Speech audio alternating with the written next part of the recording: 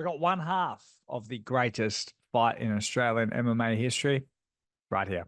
Ladies and gentlemen, this is your main event. Live from HBF Stadium Festival Hall. Melbourne Pavilion. Not even backstage, we're literally outside. Was that the best fight card in Australian MMA history? Call me crazy, but make sure you call me when I'm right. Be good if the Aussie MMA Instagram page would give us a bit of glow up because we're killing it. Welcome to the Australian MMA podcast. My name is Mitch Tinley and today's guest is none other than one half of the greatest fight that I've ever seen in Australian MMA history. It is, of course, Kevin Kophamel, who went to Ward, unfortunately went down by split decision to the human highlight reel, Harry Webb. The reason why I think this was the greatest fight that took place for the Eternal MMA Lightweight Championship at UFC weekends. Of course, the UFC was the day after on August 17th, Eternal MMA 87.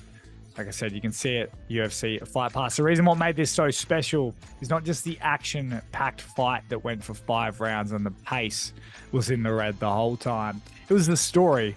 Kevin Kophamel's fight with Ethan Mitchell, who was 0-1, start of a fighter, but 0-1, a few days out from the event. And Kevin Kophamel thought his event and his sort of opportunity on the big stage was going to have to take a back seat as his fight was cancelled. And an opportunity sort of presented itself when David Martinez pulled out of the lightweight championship bout against Harry Webb. And Kevin Kophamel got the opportunity to step up and step in and take it up a weight class. And it was just beautiful. Both boys, it is the greatest fight we have ever produced. I can guarantee you that. And the story behind it just is the cherry on top. Both boys deserve a spot in the Hall of Fame if we ever have one. We're not on award season, but just yet. It's in a few months' time, but it'll without a doubt get fight of the year. It could get fight of the decade. Just how beautiful it was. Now both boys have been recovering, and they will probably be recovering for a few more months to come.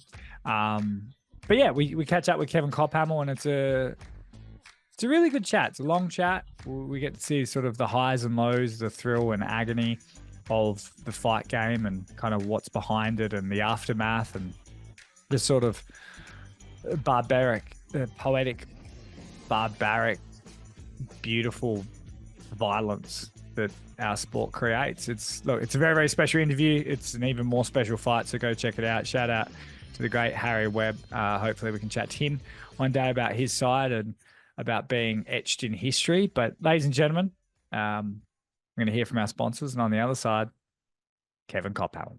Fuel the fight with Australian-made MMA-inspired streetwear and support the next generation of MMA superstars. Delivering unprecedented support to the Aussie MMA scene, support PRP Global on their journey. 100% of profits go to the fighters. Check PRP Global out today.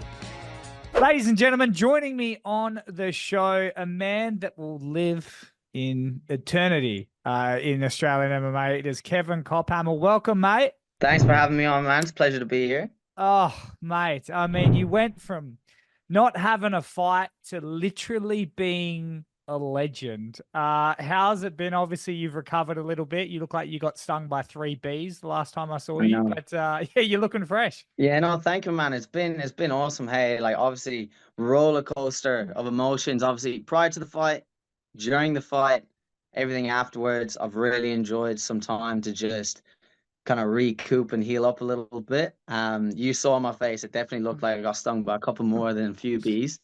But managed to get all the swelling down and everything. The body's healing up really good, slowly but surely. And then, yeah, just get back into training and stuff and then back on the mat soon, yeah. Jeez, mate, I have never seen anyone win so much while taking a loss. Did it really feel like, and I know you're not a guy that spends too much time on social media worrying about what people think, but did you really feel the buzz after that fight? Yeah, man, I completely agree with what you said about winning so much, having lost the fight. Like, I won in so many ways that even people outside looking in can't actually relate to or understand, I don't think, unless maybe you like people have fought and been in there and had similar situations. But winning in terms of like being the underdog, the performance I put on in myself, what I kind of like won in terms of knowing what I'm made of and capable of, The fans, the crowd, like I really, really felt the love and the buzz from everyone, even just leaving the cage, everyone erupted.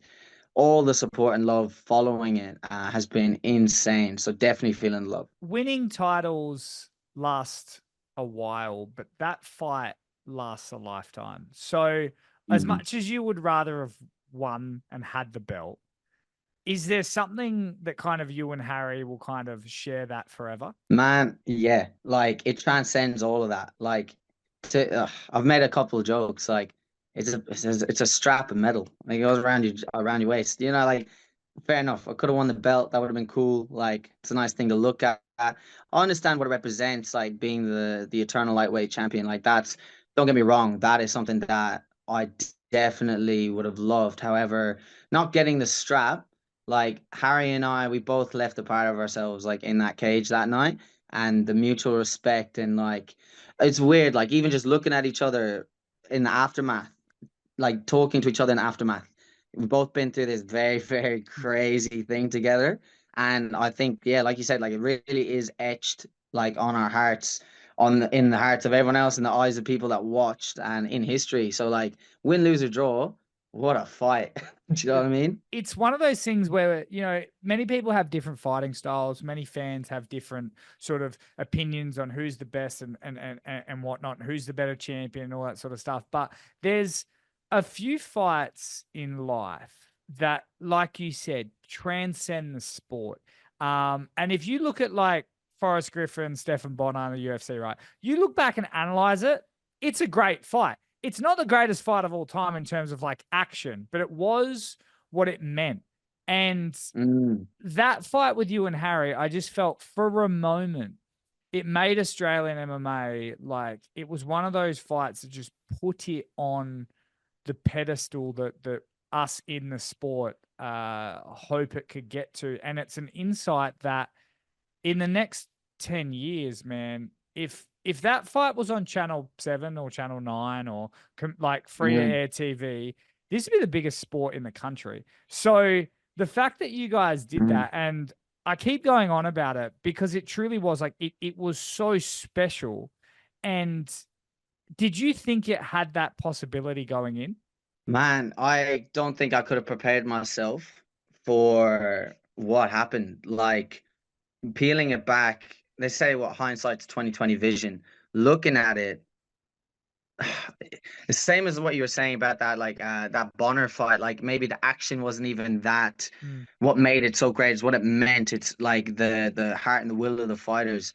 Like Harry and I were both very young. We're very like I would still say like early days in the sport, and that level of I haven't actually met another individual with that much kind of will to like continue and persevere and not quit and being able to come up against that in Harry, and I know I have that in myself, and I want to showcase that for fans. And the things that people don't see, people can look at fights, you can pick fights and, oh, I want this for the best trajectory, but the heart and the like character of a real true fighter, I think came out in both Harry and I that night in terms of like integrity, perseverance, like even just everything. Both of our hearts, like we went at it in there, and I think that that's everyone just got to witness two young lads that were literally willing to die and just put it all on the line to just not even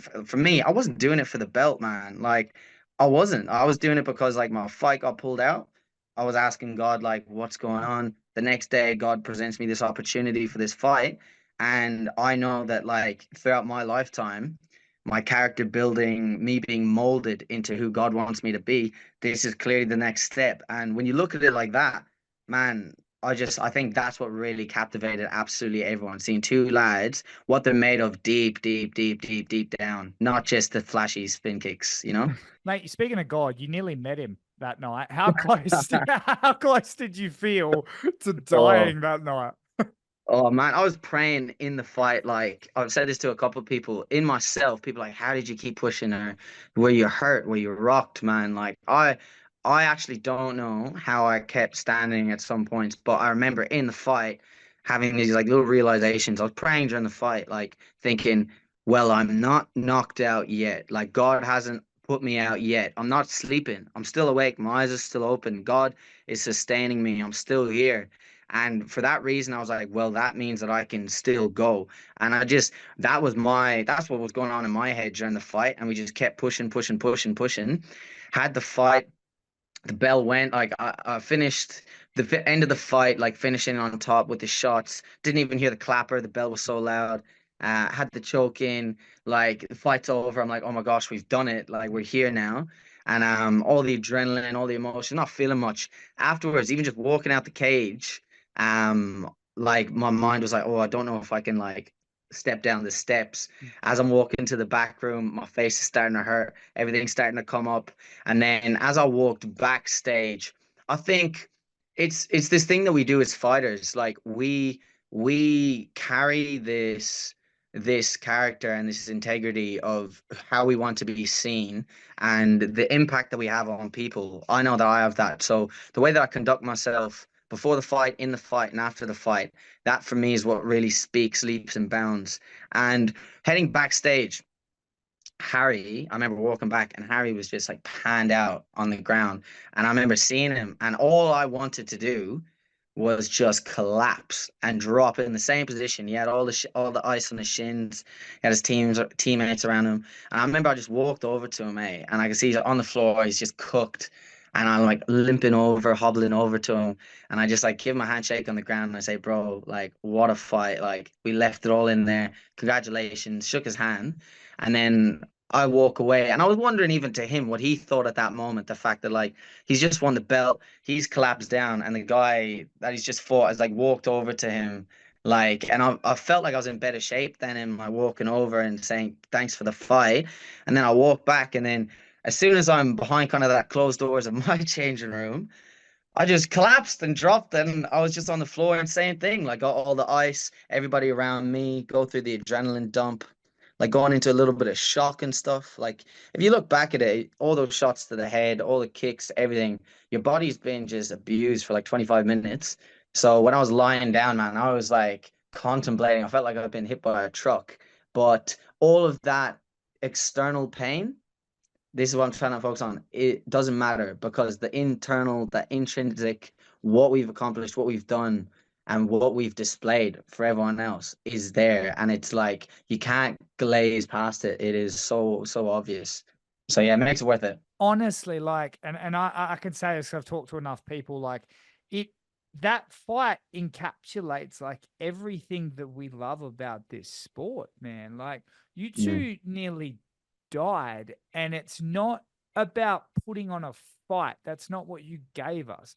What you gave us was a physical representation of the human spirit. And it is one of the most humbling experiences that I've ever had in my life to see what is deep inside people that dedicate their lives to a craft. And I mean, now that I've got you, me and everyone in Australian MMA, not the brand, the country, we are so thankful. So thank you.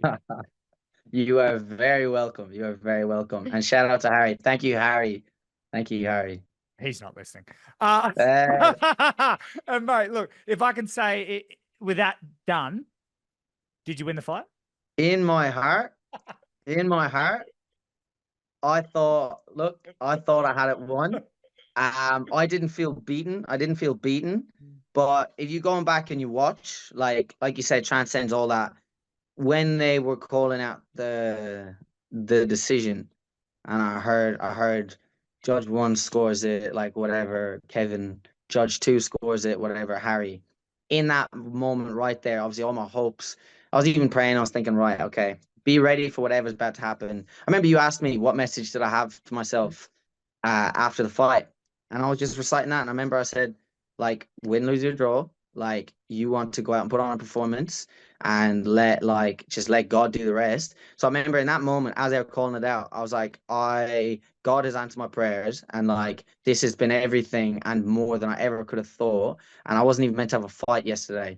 So do you know what? Whatever happens, Like it's okay. And he got the call. His hand went up, and I genuinely smiled, and that was a genuine smile. I was actually like, "That's so okay." Everyone that I've spoken to, have very very openly shared to me that they thought I've won. However, look, it is what it is, man. You can't leave it in the judge's hands. So I'll learn that for next time. Well, Oh, I think that's why everyone loves you.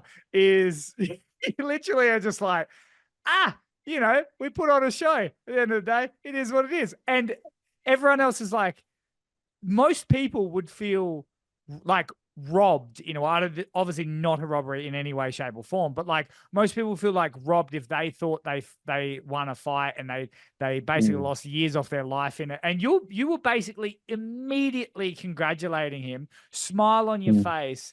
You are the most authentic person I reckon I've ever seen. And that normally gets handed out to people who speak their mind or are a bit more trash talky. We go, oh, that guy's authentic.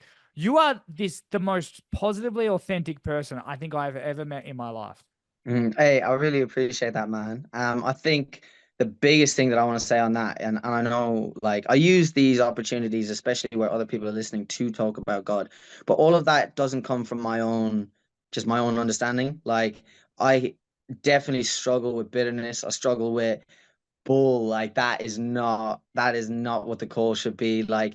And I have all these things inside, like, but I think because of God, that differentiation between like what's important, what's not important, like why I don't understand. I feel like if I had a reaction, if I really let like my demons kind of win, and I like went off and I was like pissed off at that whole thing, I feel like it just would have really ruined everything that did come out of it. And I think like being able to go like live by the sword, die by the sword. Like we've both come in here. I have nothing but respect for you. I appreciate all the respect that you've shown to me.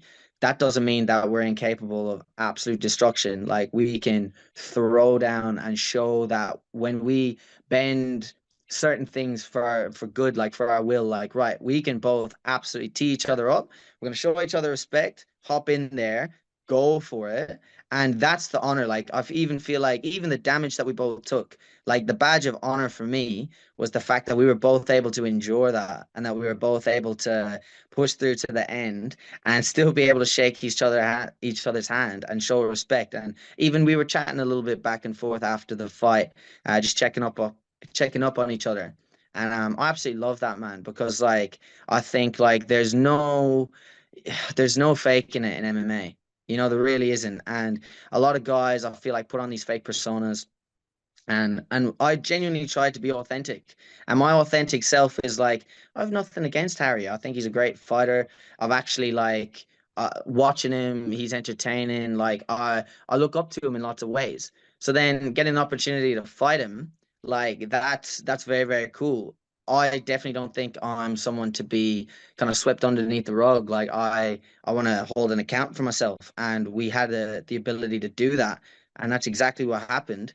And in that, now afterwards, being authentic, that like, hey man, like I know I broke your jaw and I broke your nose, but like I wouldn't just do that if I saw you on the street. It happened in the fight. Like, how are you feeling, bro? Like, how's your jaw? Like, are you on solid food? Are you sipping smoothies? Like, chat to me. Let's have a little bit of a laugh about what we just did. And I love that, because for me, that sportsmanship, that's I want to be part of this. I want to keep doing it, and it's not things that are gonna like push other people away from the sport. And yeah. It really is. And I think to have a fight like that and to have two young guys who both good looking, very well spoken, very well Being good looking. educated. I Yeah, I think you're appreciate good it, man. looking. I do. I do.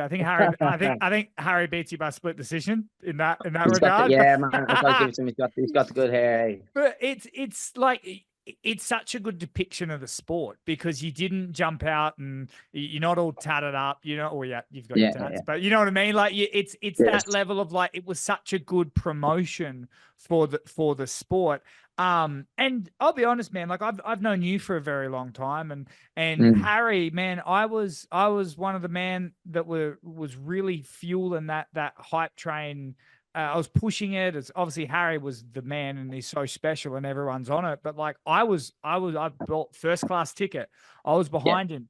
And for the story of MMA and his rise, his win was like great for the sport. We're about to have like our almost Conor McGregor of Australia, right? Me personally, I've seen basically your entire career.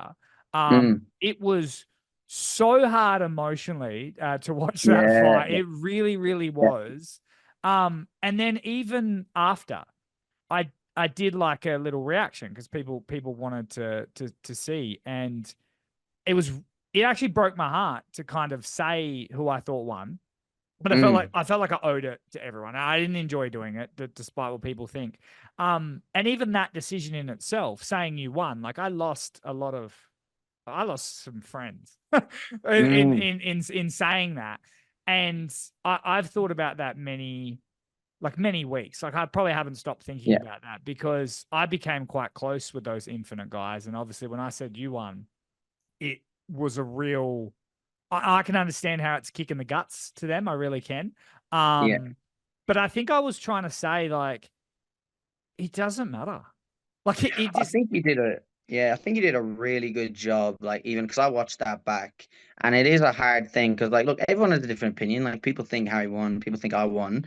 I think, like, what I got from what you were trying to do anyway was just really make sure that both boys did get their flowers in the sense of like commend them both because they're like respect to Harry and like due respect like for what we both went through in there. And yeah, like obviously people are entitled to their opinions, but it is a hard one. You know what I mean? You're gonna step on some toes from having certain opinions.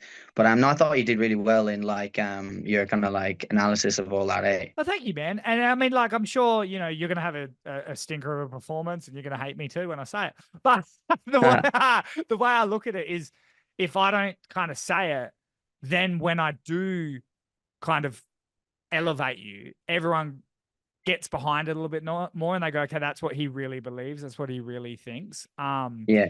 But I can also see from the point of view of like, you just took years off your life and anyone saying anything that might seem like it's taking away from it. Like I can understand why they might not be like stoked with me. Also, and you probably don't want this more than anyone, but you never want to step on someone else to elevate another. And I'm sure you've noticed that a lot of your fans and they think they're doing the right thing by you. And I know that you don't like necessarily how it's gone about it. Yeah, I completely agree. And it's just one of those things. Like, I mean, look, I try to look past what people say and see where their heart's kind of coming from. And people will say things like, "Oh man, like robbery, like you won that fight, oh like Harry shit didn't deserve this and that."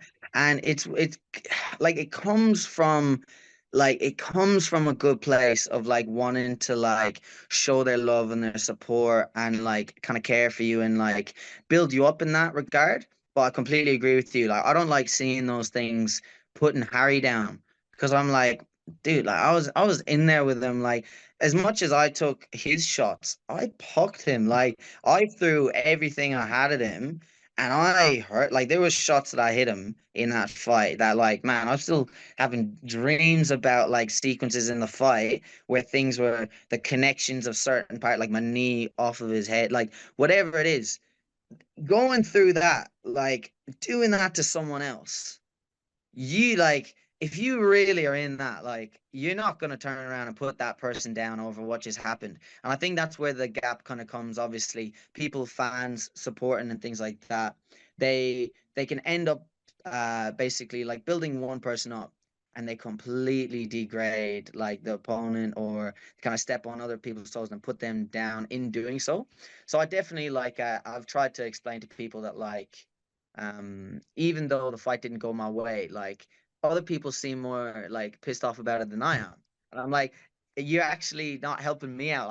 I've come to terms with it. I'm very happy, and I want to focus on these things, and I hope he has a good recovery. I don't need to hear kind of negativity about what happened or the way it went down. It's kind of like, no, you can actually like love and support me and build me up by just like being around, being like, yeah, that was pretty awesome, and give Harry his credit that like, look, he's the lightweight champ now.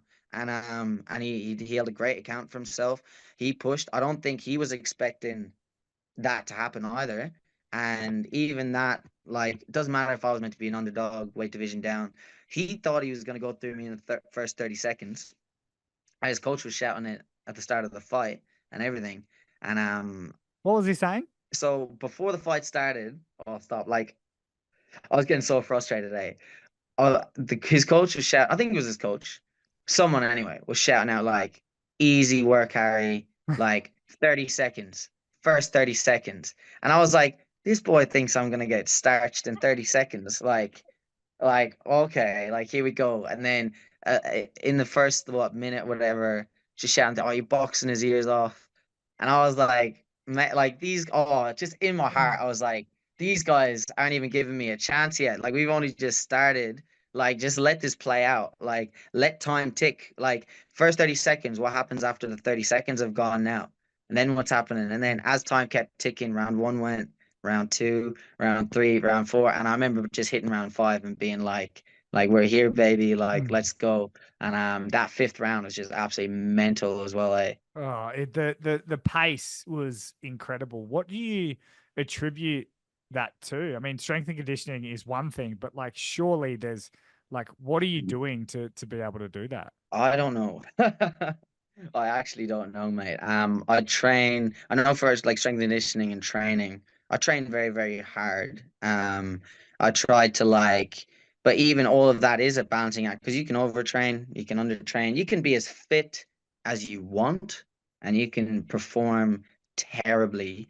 Like, I think in terms of like, and the reason I bring God into it all the time, like my entire functioning is like mental, physical, and spiritual health. Pretty much, if you want to look at it like that, like all of them affect each other.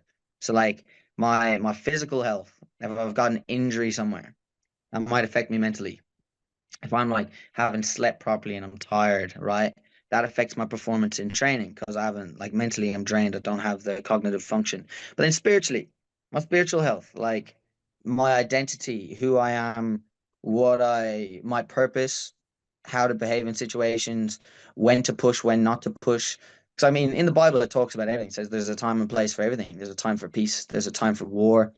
Um, in the Bible, when it talks about fighting, um, a lot of my character or decision making is influenced by that. And I guess for the Harry fight, just a really I don't know if you heard of the story, like David and Goliath. Yeah. Have you heard of that Bible story? That for me was just a really big theme for this fight. I happened to read it in the lead up, and it was funny because obviously only got that matchup a day before. But when it happened, like in my head, it was so funny because God just orchestrates things like this. And in your faith, when He reveals to you stuff either through His Word, you're praying about stuff, somebody says something in a specific way, or a situation just unfolds, and you're like, oh, I see God's doing something here. Harry to me was an absolute giant in my mind, in the sense of he's the human highlight reel. He's good looking, he's tall, he's ripped, he looks scary. You know what I mean? He looks like Ivan Drago in the fight. Like I was like, this dude, right? He's a big giant in my head. He's on the brink of UFC, and then there's little old Kev, like featherweight. He was meant to be fighting this other guy. Not to diminish anything about my previous opponent, like full respect, but to the level of now he's fighting Harry. It was just to me, it was like, well, in my head, Harry's like Goliath.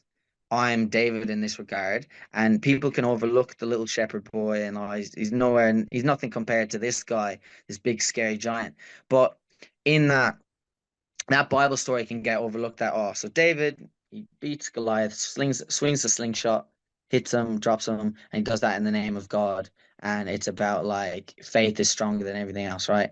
But what people won't look at is like, well, how did like David even know how to use a slingshot? Well, it goes back to the fact that he's a shepherd and he like looks after sheep, and he has to protect the sheep from like wolves and bears and mountain lions and all this kind of stuff. So even when he's a little kid off in the field by himself minding sheep, little does he think God's doing anything to mold him for a certain moment in life. Yet while he's there protecting these sheep from all these wild animals, he knows his slingshot like the back of his hand, and he can pinpoint hit whatever from hundreds of yards away. Fast forward years down the line, God presents this situation where in the background he's equipped David. And there's one moment David's going to stand up and represent God. And he pulls out the slingshot, and everyone's laughing because Goliath is this huge 7-foot giant. His sword's twice the size as David, weighs more than him, all his armor, all the stuff. And David's not even phased because he knows that none of that matters, and he knows that he's got his God and his God is bigger. And because of that, swings as the slingshot, cracks him in the head, knocks him out, and then goes over and decapitates him with his own sword. And that, for me, that boss of a story was like, right, I can do all things through Christ who strengthens me. Like, this is a giant in front of me, but I'm literally going to have the heart of David. I'm going to trust God. I'm going to go in. And that, for me, is the reason why I don't think I dropped. As in like gave up. It's the reason I like kept standing up. It's the reason I kept throwing. It's the reason we kept going to the bell. I can't speak on behalf of Harry or what kept him going, but I know that was definitely the thing inside of me that like gave me the fire, even when I, in myself, wanted to quit at stages in the fight. That was the thing that kept pushing me. Like, nah, you're not out yet. I might go get baptized.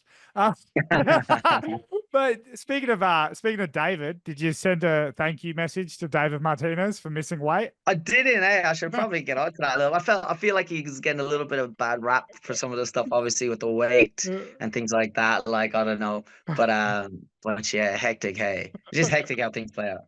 It really is, man, and that's what I mean. That's what makes it so special is the story of it all, and that's why I think that it's not something that the public is just going to come across. Like it is something that people, and hopefully my job and like you talk about timing, I'm gonna try to relate something to the Bible.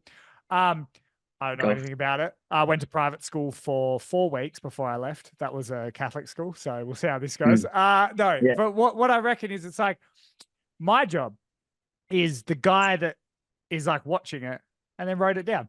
That's my job. Yeah. And then I tell everyone. That's what I think my job is. And as long as I'm doing this, and as long as I'm in the media in any way whatsoever, your fight will live forever. And that's what I think is truly special. I do have a question about that fight. Did you regret eating the burger after your fight was cancelled? Oh, stop. Do you know what? No. No. That burger was so good, bro.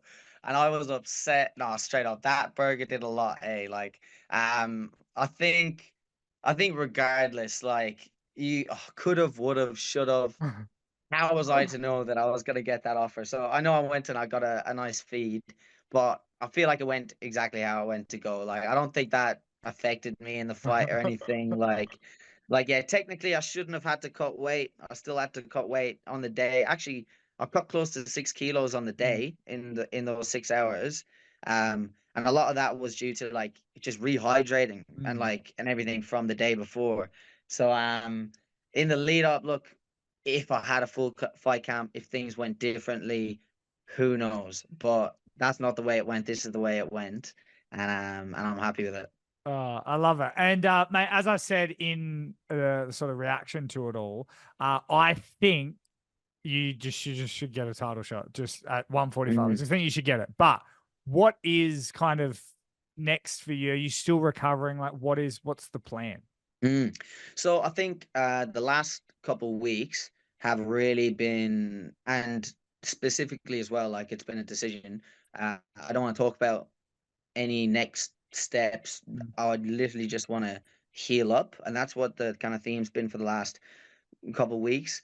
Not that I'm not open to talking about things. I'm still doing things in the background, but I think it is important after a fight like that to just not have to think about those things. It's like doing a marathon. Like you train for this marathon for months and months and months, and it's hard, and you're making these sacrifices, and you're getting up when you don't want to get up, and you're trying to go run and do all these things, and then finally marathon day comes, whatever, and you go off and you do it, and it's hard, and you feel like quitting, and then there's all these setbacks. You twist your ankle on the run, and then you're running with a gammy ankle, and you finally make it through. You push through, you make it to the end, you get there, and you pass that finish line, and everyone's like, when's your next marathon? Right? And it's like fighting is like 10 times more of an influence than that. Like, I was so hurt, like swollen up, bro. I just wanted to watch the UFC the next day. And I couldn't. My eyes were so shut. I couldn't watch I was upset, bro. I was like, I can't even watch the UFC. And I just want to chill after all that has happened. So pretty much I've been healing, I've been recovering. I've gotten checked out just about some stuff in terms of returning back to 100% like capacity training, just to be mindful, make sure that I'm making right decisions. um as for next steps fight wise, it's a bit of an awkward one. I still need to have conversations like with my coach, and things like that as well. Um, with the title fight with Seb, I'm actually very good friends with Seb. Seb used to train at our gym, and Yeah. yeah, and we went to Gamma. We were on the Australian team together, in Amsterdam for the Gamma World Championships and things like that. And yeah, I've always seen him, always chat to him, and it was one of those things. So he was obviously pro when I was amateur, and training in the gym was grand for that because like we weren't gonna fight each other or anything. And then just as time's gone on, obviously we're in this kind of weird situation now. Uh, it's a little bit annoying because like if I could have an opportunity to fight someone that's not Seb, I'd rather take that.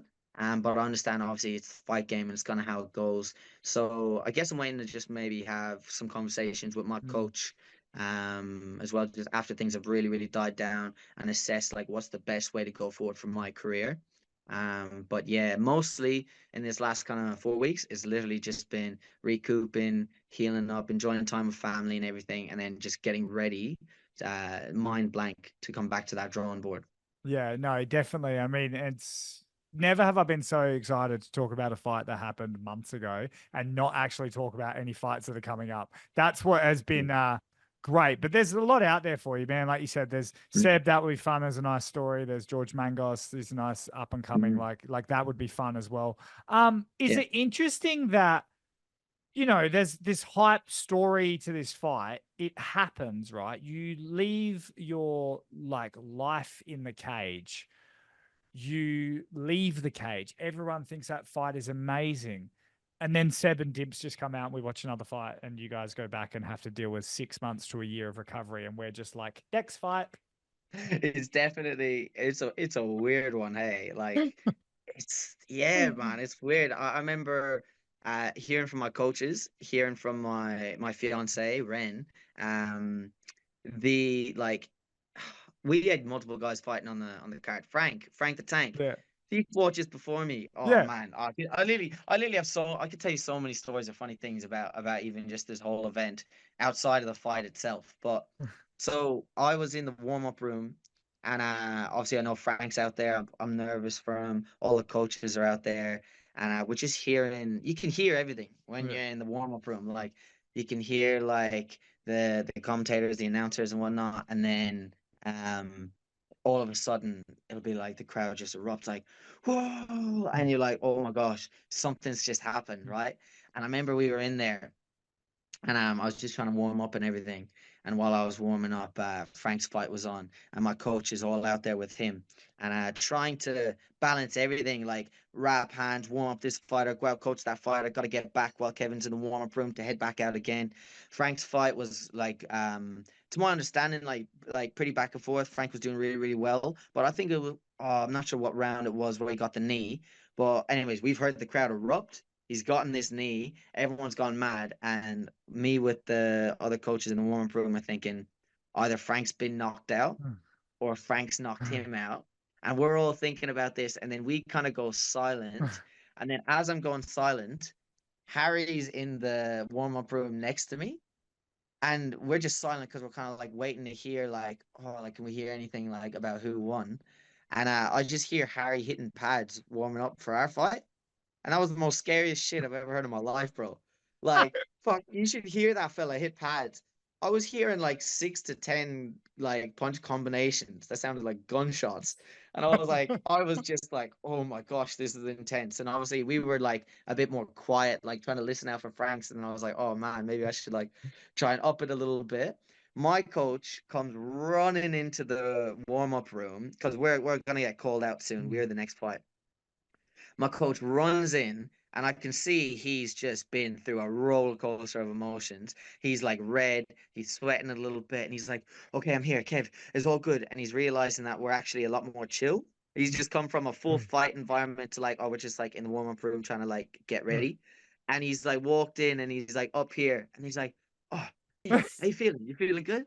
And then go out, have my fight, 5 round war.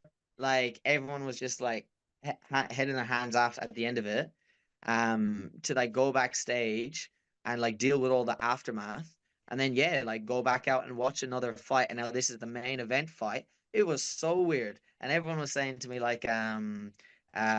everyone was pretty much like emotionally drained Yeah. from having to watch that fight. And then just felt empty by the time kind of like that final fight was there. I didn't get to actually see Seb's fight or anything, but still, yeah, it's a weird one. Just clap and move on to the next. Oh, it's a weird sport that we do, and I always say like, there's always a bit of guilt, right? So like I'm your best friend. I'm your best friend up until the fight. Like I'm like, yeah, Kev, let's have a chat. Oh, here's like 5 posts about you. How great's Kev? Woo! Then you do the fight. I'm like, yeah, all right. And then like win, lose, or draw, it's just kind of like, all right, there's one next week. See you later. But it's like I would love, and I'm a nerd, right? So I would love to just chat to the guy that lost.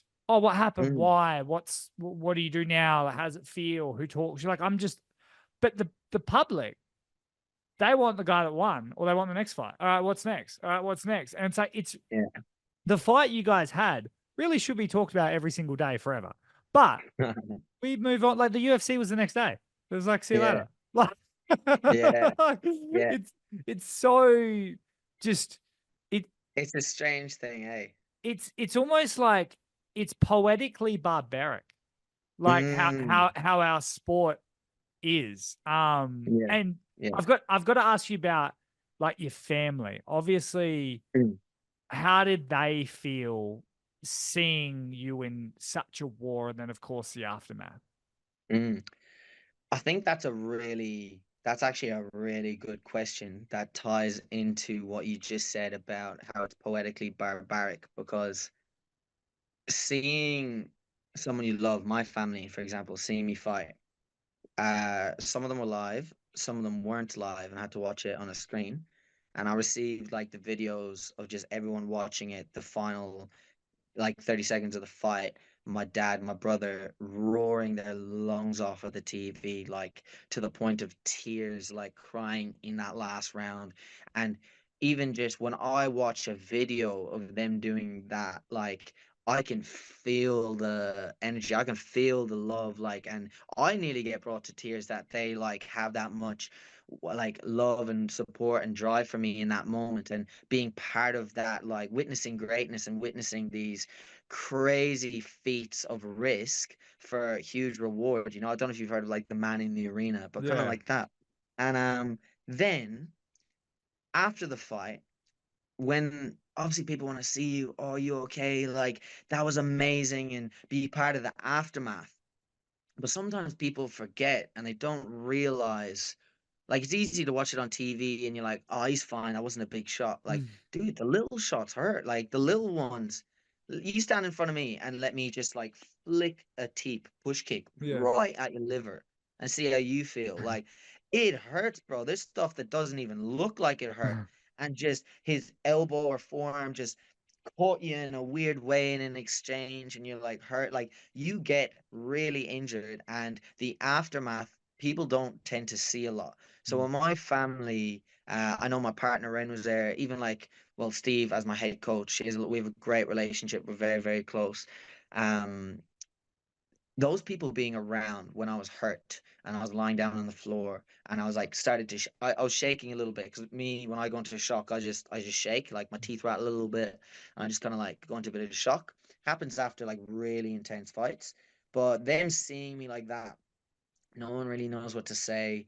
They're kind of like, are you okay? They kind of like just put their hand on your shoulder, on your head, and they're just everyone's quiet and they don't know what to do. And it's a bit like, wow, we just witnessed this great thing, and everyone wants to talk about you. When's your next fight? Oh, you did so good, but like, I'm not. I don't even want to talk about it. I'm actually just hurting, and I need to have time to be hurt, and I need time for that to be okay, and not try to like toughen up or anything. And those people, I've saw a lot of people get really affected after this fight when they saw me, because they saw the fight and then they saw what it did to me. And when they saw what it did to me, I saw a lot of people realized, oh my gosh, like this is brutal. Like this is like insane, and it's prolonged. Like it's not like, oh, of a week and I'm back into Mm. it. Like I've still got nerve damage like in my leg, and that's just something that's just gonna take time. Like people don't understand the extent of what we put our bodies through in order to achieve such an amazing thing. But I think that it's really, really good to speak about, and that comes in line with the same thing about giving both boys their flowers. That like fans love the entertainment side of it. It is an entertainment sport, and the closer you are to it, if you really look at it and you're surrounded by that, and you do witness and see those things, you can have that understanding and that empathy and not just be able to like be so brutal to clap and move on to the next. But the reality is some people just like actually may not understand like the extent that's what's going to take place, you know? It really is, and it's. I wish more people understood it. Like even the sense of like Harry, yourself, like you're not millionaires, so you don't at least go back to your mansion. A lot of you guys go back to work. Like Mm. Yeah, it's straight back to it. Yeah, I was yeah, I was back coaching. I was back coaching by the end of the week, I think. And I so my the swelling all went down. But do you know like the white parts of your eyes? yeah. Completely bloodshot, like complete, like so red. I looked like a vampire. I looked like I was wearing like one of those contact lenses, Yeah. and I had to go back in and I had to coach a kids class because Steve, head coach, and James, jiu-jitsu coach, were both competing in the worlds for jiu-jitsu, the masters, right? So while they were away, this is the week after the fight. Yeah, like you said, I have to go back to work and I'm coaching, and I was like coaching a kids class, and all of them were like looking up at me like, oh my gosh, this guy's so scary. And that's just the reality of it. I don't get to like, you don't get to just like chill out on your yacht afterwards, you know. You like got to go back to work, back into these things, and just kind of like do life again. And you can definitely feel like, man, like went through all of that, and it's kind of like I'm just like back to normality now. And it is a bit weird if it doesn't like get talked about and it doesn't get brought up.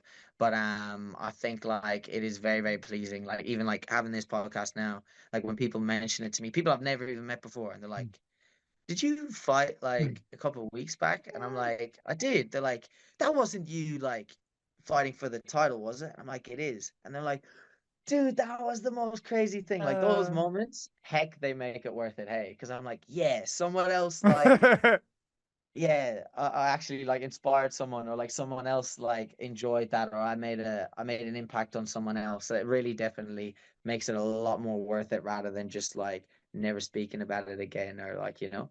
Yeah, it's it really is like there's not too many fights that encompass this word, but it really was like beautiful. It Mm. really was.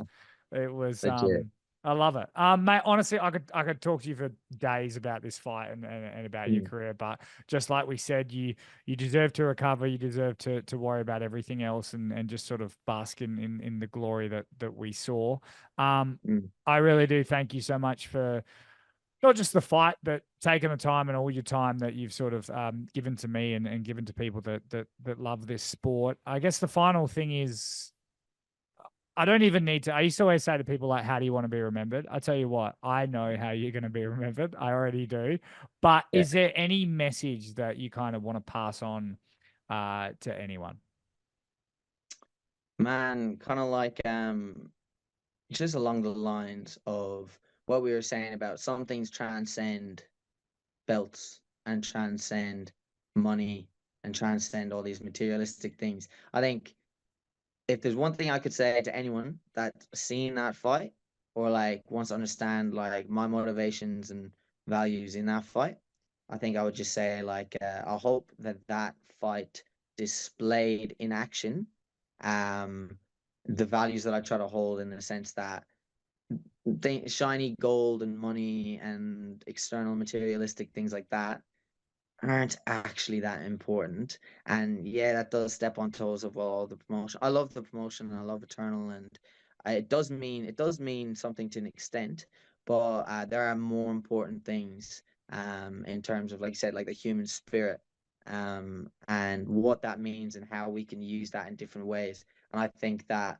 the one thing I would say in terms of being remembered is just like when we chase anything, even if your sport is an MMA, and you whatever you chase in life, whether it's like Australian MMA and you're doing this and this is your purpose and what you're going for, um, the kind of like internal value and spirit of what you're doing, being true to yourself and authentic, you don't need to worry about all the backlash or things not going your way, because the true like joy is going to come from being having that integrity of doing it that way. Awesome, mate. Well, it's good to see that you're in good shape. You're healthy. You're happy, and I That's it. look forward to hitting the reset and stirring some shit on and pushing you into the upper echelons of the sport. Can't wait to see you back. And you just send me a message when you're ready to get back in the race. 100%, my man. Now we'll see what happens. Hey, got a very, very exciting future ahead. So you never know. At this stage, I don't know what to expect. I don't know what to expect, what's gonna happen next day.